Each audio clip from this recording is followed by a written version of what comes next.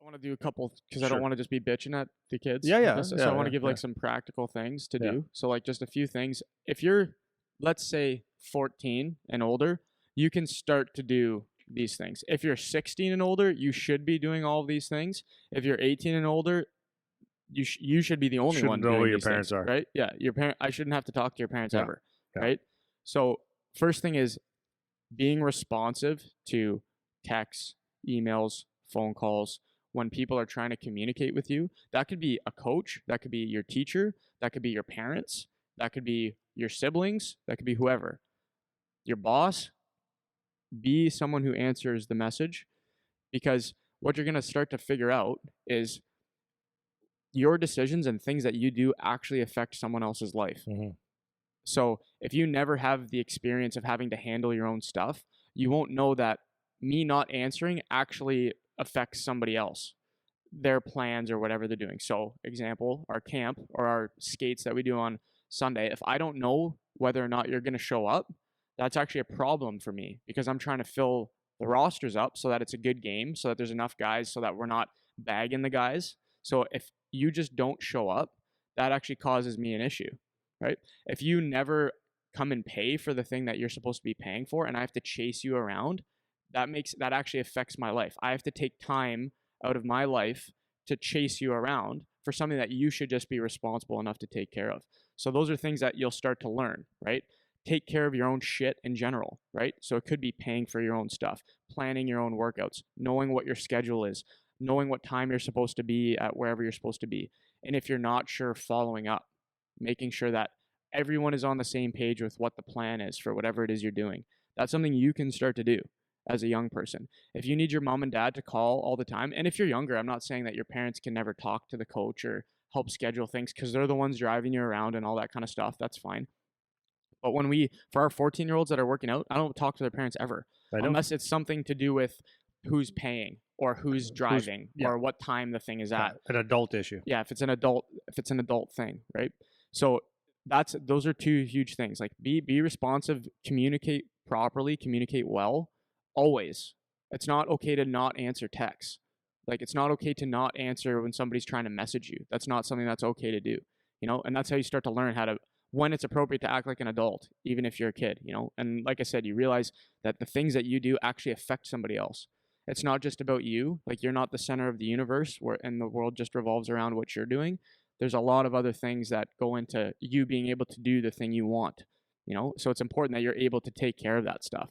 And then to the point you were saying about the parents, like you guys have to start to pay attention to this stuff, man. Like I cannot believe how underprepared some of these kids are with the shit that they're supposed to be taking care of. I cannot believe it. And that comes down to parenting, man, because that should be starting, like you said, as soon as you can.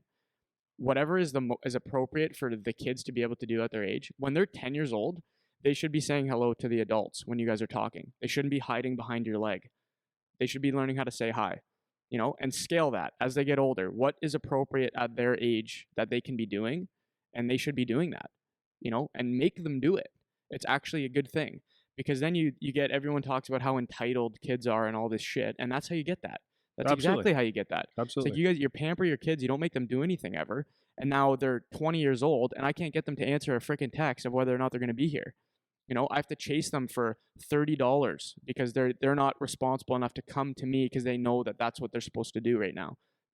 So it's really important for the parents too, man. Like it's I can't believe it. It's actually shocking to me. Well, and so I'm going to give you the coach's perspective on that as well, is from a different angle.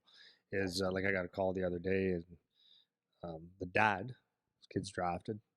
The dad calls and says, "Hey, blah blah blah blah blah. Can you do this? And do you have room here? Do you got this, this, this, and this?" And it's like when dad calls at that level, I just want to hang up the phone. Yeah. I don't want to help.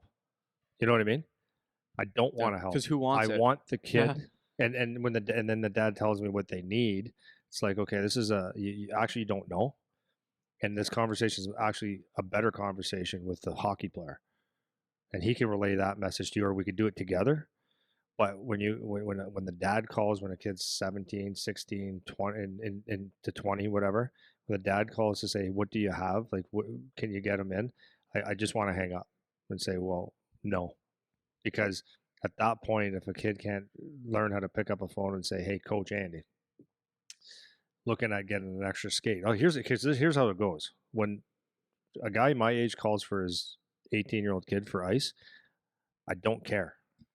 I just want I don't care. But when the kid calls at 18 or 16, says, "Hey, Coach, I'm looking at doing this, this, and this," I will go through a wall to get that kid on ice, or to do whatever I can to make that kid have what he needs.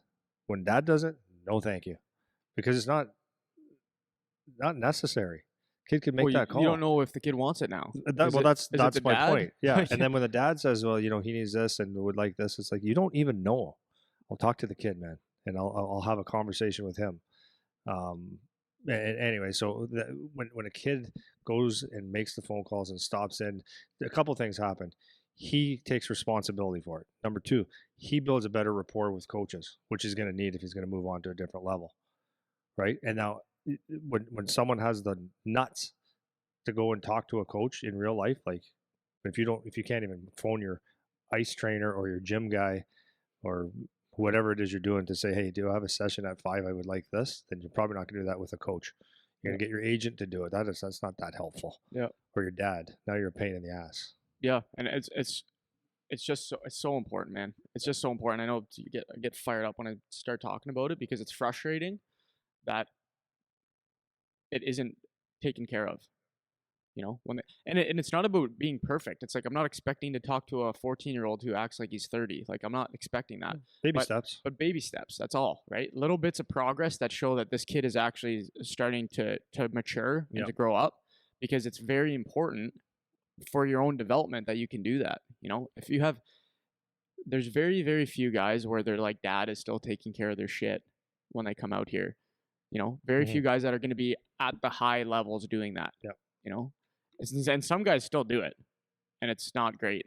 But for the most part, it's like you need to be able to take care of your own stuff, man. You got to be able to schedule your workouts. You got to be able to stay on top of where you need to be, what time you need to be there. Yeah. And it's just being reliable, man. Like you just have to be somebody who other people can count on. Like you want to be somebody who other people can count on, and that's your coach. When I look through my group chat with the 07 age group, I got 15 kids in this group, and I get consistent answers from 8 of them, maybe 10. It's like, why do you think that not answering that message is appropriate? Like, why do you think that that's just especially fine? when you're so involved in helping? Exactly, right? And that's what I mean. Coming from someone who actually gives a shit, that wants to help you, and you're gonna just not answer that. We gave one of the guys, one of our OHL guys, we've all given him shit about it for that, whether it's with his parents or with us, with his friends, whatever. It's like you need to be on top of communicating with the people that care about you. Yeah. Because the people that care about you, particularly, I'm not saying you have to give everyone all hours of the day to make sure that they're catered to. I'm not saying that at all. But particularly with people that actually care about you and want you to succeed and do better and grow and all that kind of stuff, you need to invest some time into those people as well. And that's part of that maturing process. Like you take an interest in doing that because it's in your interest to do that.